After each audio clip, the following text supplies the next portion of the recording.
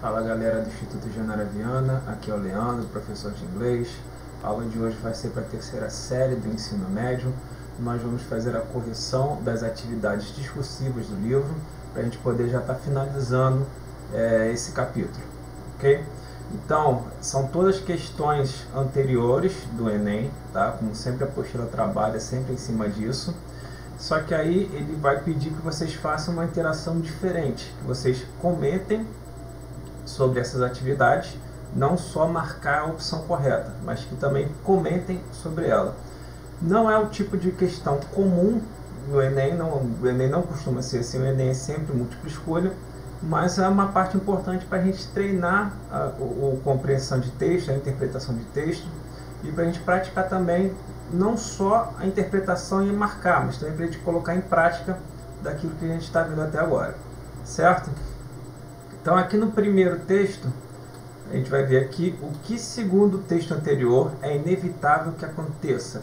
Isso é inevitável, pode acontecer de acordo com o texto, ser apenas uma situação temporária ou pode se manter irrestrito o resto da vida. Em que outras circunstâncias essa situação pode acontecer? Então a gente tem que analisar o que ele está falando. A guy and a girl can be just friends, but at one point or another they will fall for each other, maybe temporarily, maybe at the wrong time, maybe too late, or maybe forever.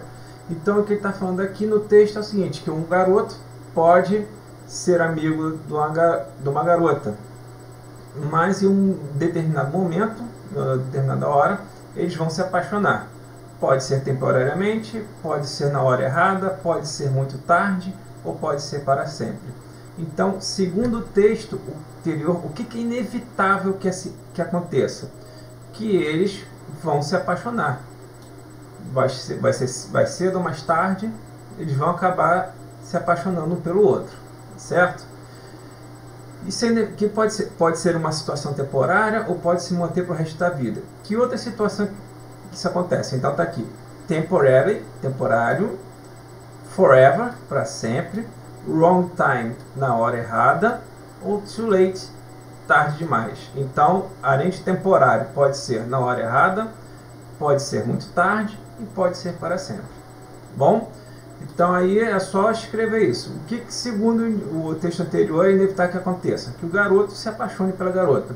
Se você quiser, você pode responder no caderno, para não ficar muito embolado, você pode só responder no caderno, para não... depois você já tem mais ou menos aí para comparar. Bom, e o que pode acontecer é que ser muito tarde ou na hora errada. Bom, passando para a próxima questão, aqui são dois textos diferentes e ele está fazendo uma comparação ali. Então vamos analisar cada um desses. São cite os conselhos irônicos que o pôster dá aos adolescentes que se sentem incomodados pelos pais. Então ele começa aqui, é como se fosse uma propaganda. Teenagers, try to be measured by your parents. Act now. Move out, get a job, pay your own way, while you still know everything. Então aqui que ele está falando, é uma brincadeira com a questão do adolescente, que o adolescente sabe de tudo, né? Adolescente, cansado de ser atrasados ou massacrados, ou como é que a gente pode dizer, contestados pelos seus pais, haja agora.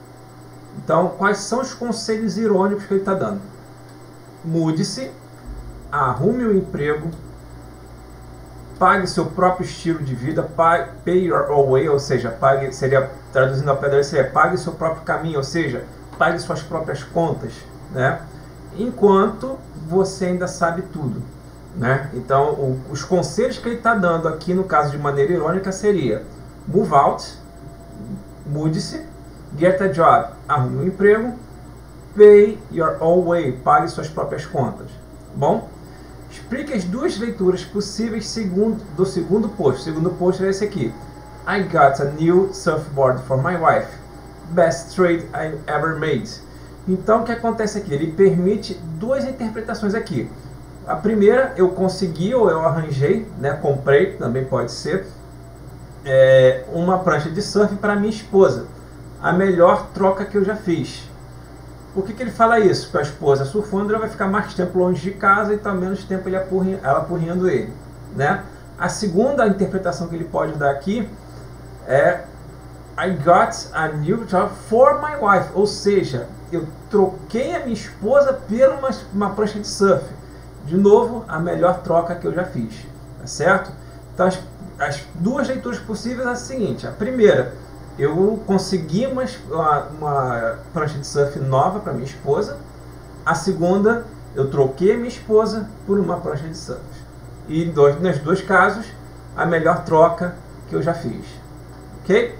Passando agora para a próxima questão, Economics and Software Piracy, certo? Aí esse texto ele fala um pouco sobre a economia e a pirataria, tá? Então ele quer saber o seguinte: segundo o texto, o que o resultado da pesquisa relacionada à pirataria do software sugere? No caso aqui no texto,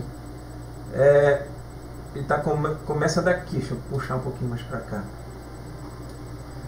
The economic factor provides the person with a means to justify his or her action, but isn't a real motivator, certo? O que ele está dizendo aqui é o seguinte, que mesmo apesar do preço, né, ele fala aqui the software price tag, ou seja, a etiqueta de preço, ele está falando aqui mais um pouquinho para baixo, tá? The method suggests that many software threats still problems regarding of their software's price tag. Então ele está dizendo o seguinte: o que o resultado da pirataria sugere sobre a pirataria de software? Independente do preço que está se cobrando no software, ele vai se continuar fazendo pirataria dos programas, certo? Independente do preço. E por que, de acordo com o texto, as pessoas acham que é moralmente justificável piratear programas de computador produzidos por grandes empresas? Está aqui, ó. A common justification for kind of behavior is that software companies are enormous and make billions of dollars, making on single unauthorized copy wouldn't hurt them. Ou seja, o que está falando aí? Que as empresas são enormes e fazem bilhões de dólares. Então não vai ser uma simples cópia pirata que vai machucar a empresa, que vai dar prejuízo à empresa, certo? Então aqui é um bom exemplo da questão, não vou dizer moral, mas a questão ética, né? Quando a gente fala de pirataria, vou comprar lá uma versão do Windows pirata para mim, porque o Windows é muito caro, é um programa muito caro, eu vou ter que gastar muito dinheiro para ter um programa.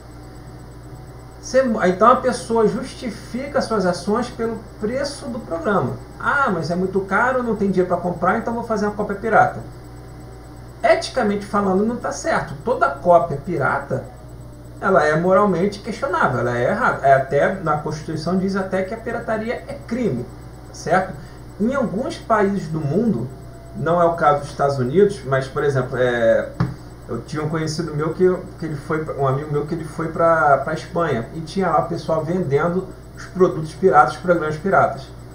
A lei lá acontece o seguinte: se você está comprando do cara e você é pego em flagrante, a polícia prende tanto quem compra quanto quem está vendendo. Aqui não acontece muito isso. Geralmente eles recolhem só material da pessoa que está vendendo. Então, em alguns lugares do mundo, o combate à pirataria é levado mais a sério, né? Eticamente falando, não é legal. O mesmo acontece quando você baixa um filme da internet, né? Às vezes você vai comprar um filme, eu quero ir no cinema, mas não vou esperar, não tem dinheiro para ir no cinema, eu vou baixar esse filme.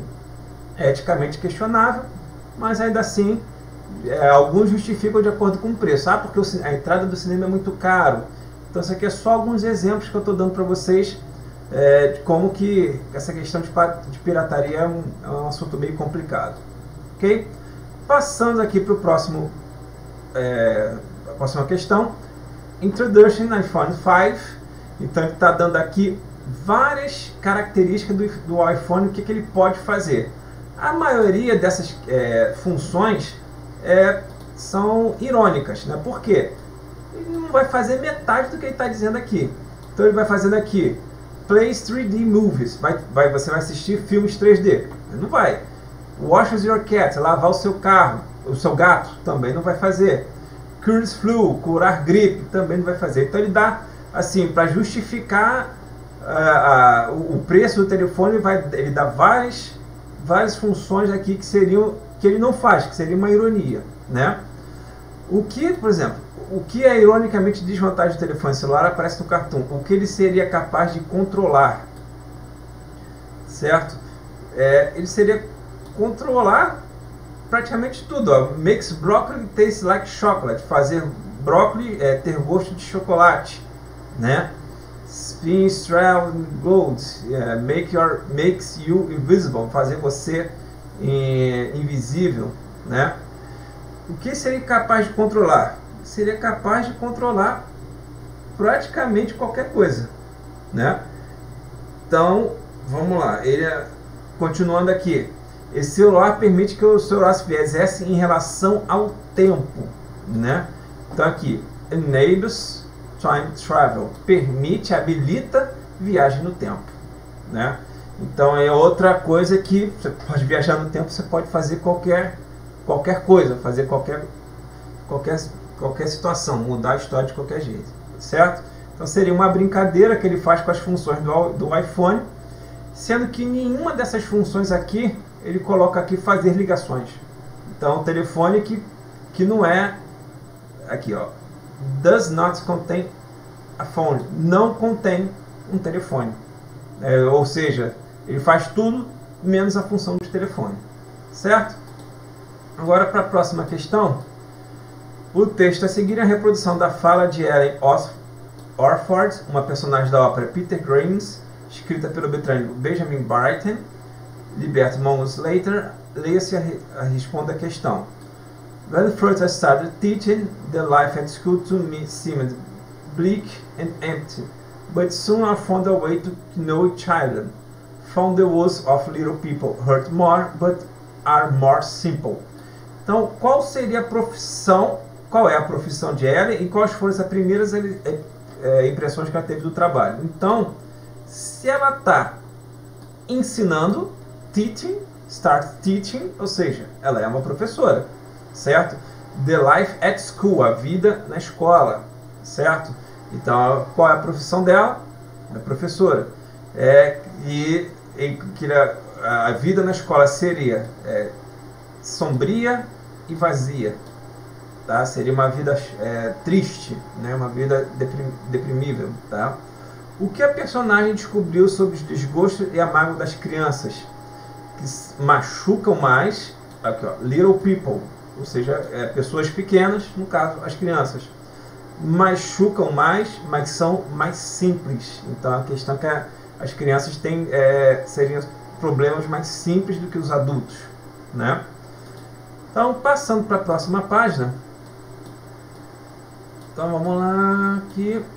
The Nutrition Program in France. The results of Nutrition Program in France have been spectacular. Então ele fala sobre o programa de nutrição da França e ele fala especificamente sobre um termo que a gente não usa muito no Brasil. Deixa eu só achar esse termo aqui. Que seria junk food. Junk food a gente pode traduzir com uma tradução seria tudo aquilo que a gente gosta, mas que não é saudável. Hambúrguer, refrigerante, biscoito, chocolate, são coisas que dão satisfação, que são gostosas, mas que não fazem bem à saúde. Então o termo desse tipo de alimento seria junk food. Junk seria assim,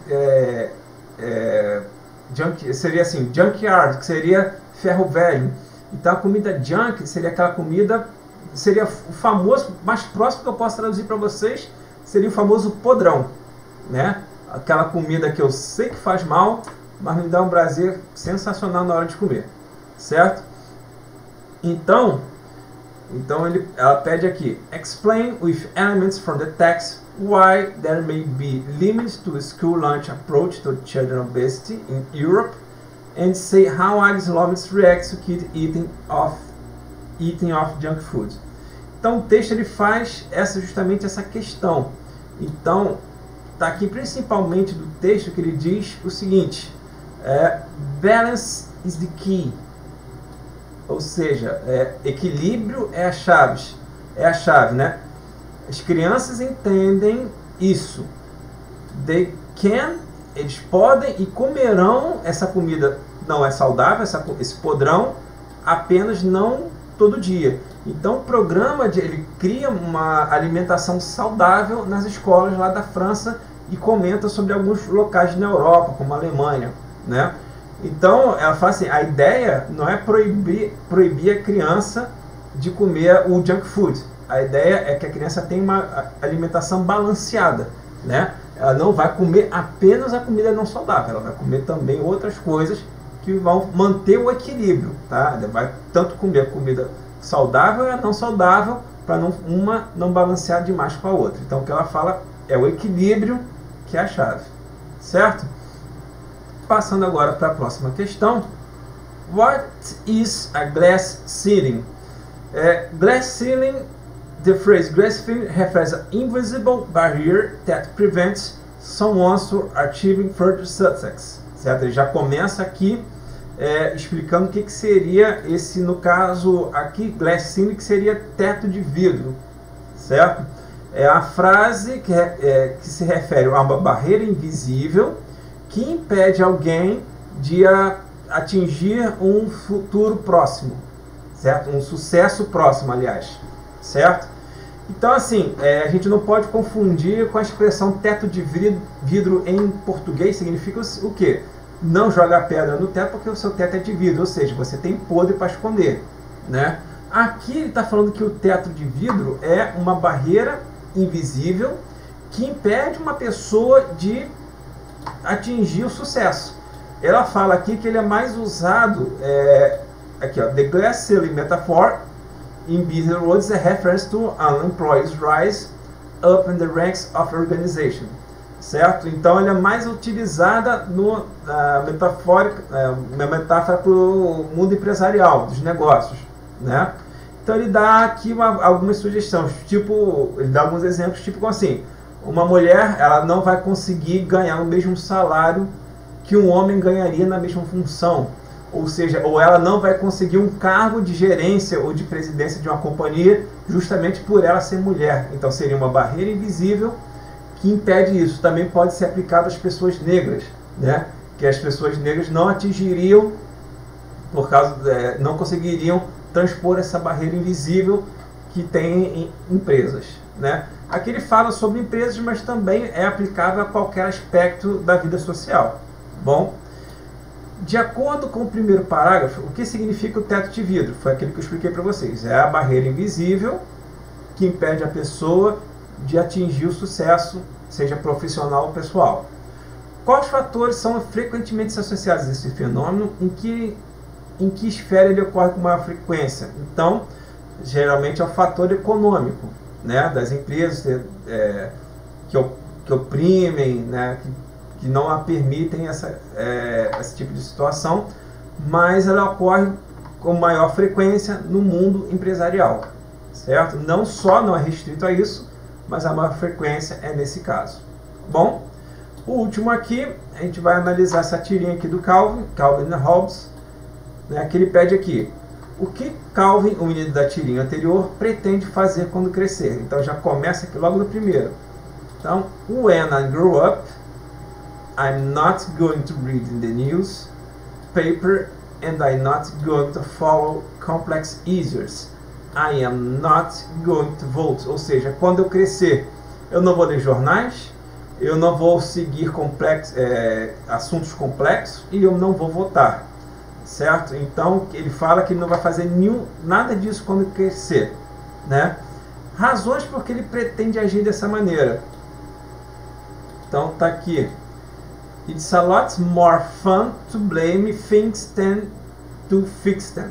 Então é muito mais divertido culpar as coisas do que tentar consertá-las, certo? Então a visão da criança simples, mas que tem ali a ironia que isso é muito verdadeiro, certo? Então, galera, com isso agora a gente fechou essa apostila, esse capítulo da apostila de vocês. Para o próximo vídeo, nós já vamos começar o capítulo 9.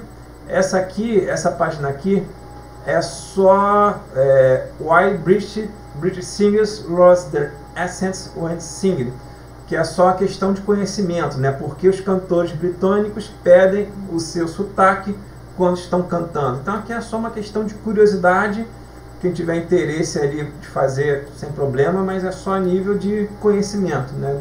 Nenhuma pergunta aí, é só questão de curiosidade, certo? Então galera, com isso a gente fecha esse capítulo do livro, ok?